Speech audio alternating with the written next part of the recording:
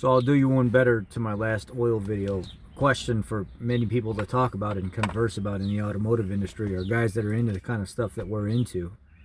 A lot of times you'll hear guys talk about going up to a thicker weight oil. So we know that the number in front of the W is what it acts like when it's cold or winter. But then when it warms up and it gets to operating temperature, it's supposed to act like the actual weight after the W, which would be 30 weight, a 20 weight, a 17, or whatever it is for some of these vehicles with tighter tolerance motors.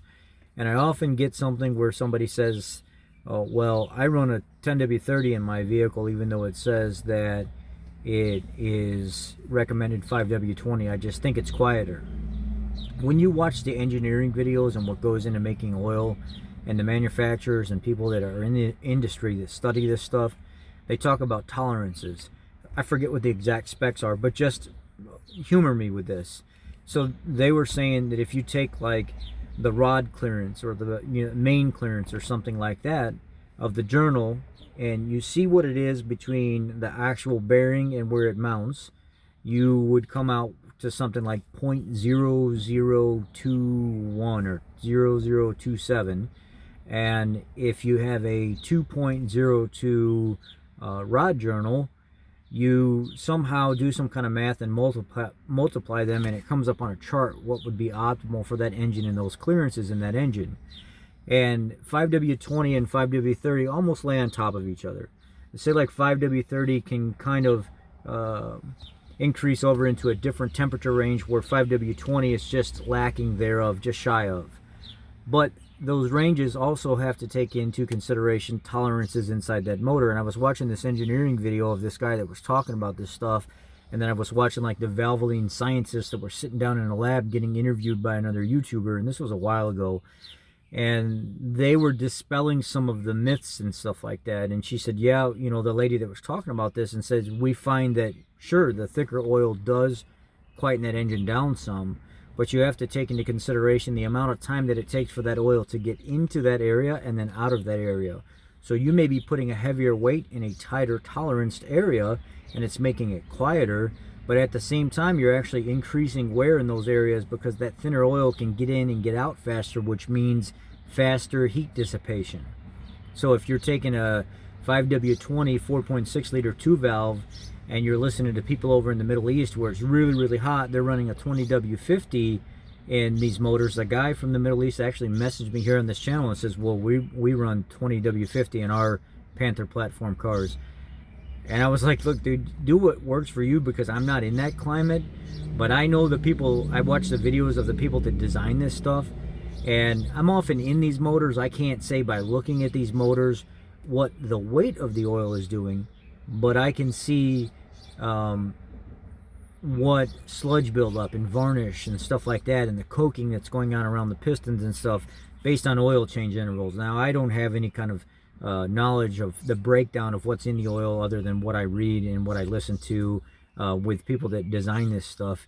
I don't have that knowledge, but I can tell you right now, by listening to them and the people that are in the field that specialize and dabble in this stuff, a lot of times they tell you not to take a heavyweight oil and stick it in a motor that's still sound and still functioning properly.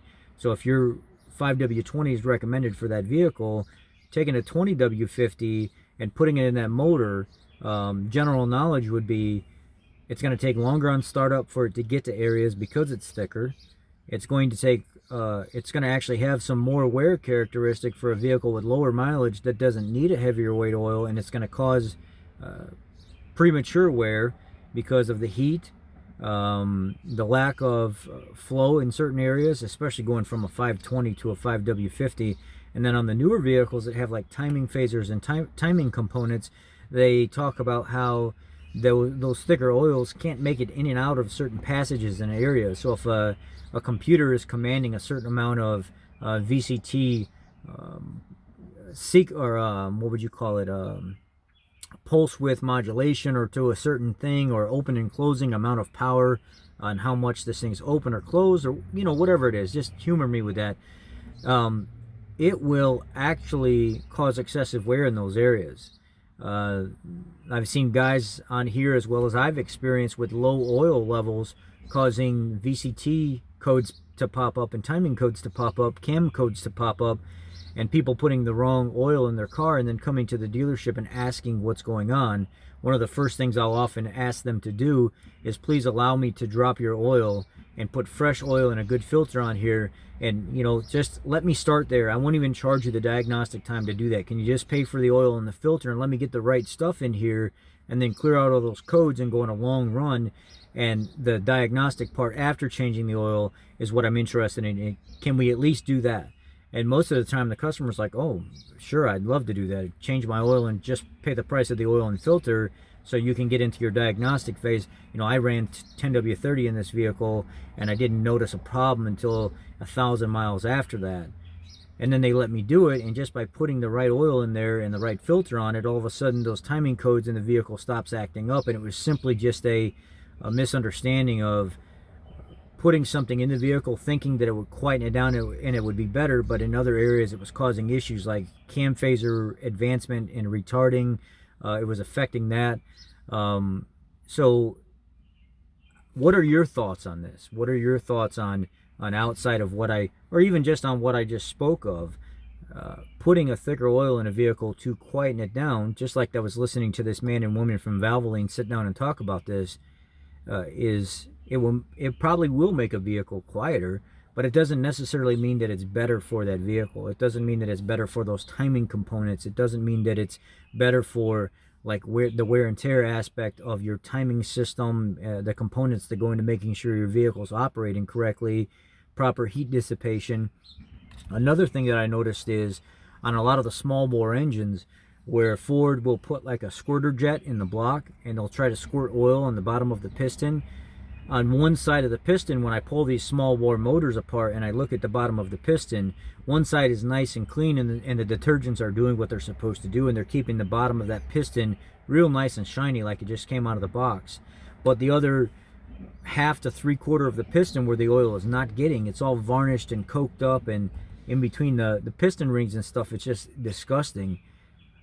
There's an obvious issue with the mindset of what we should be doing because of noise versus what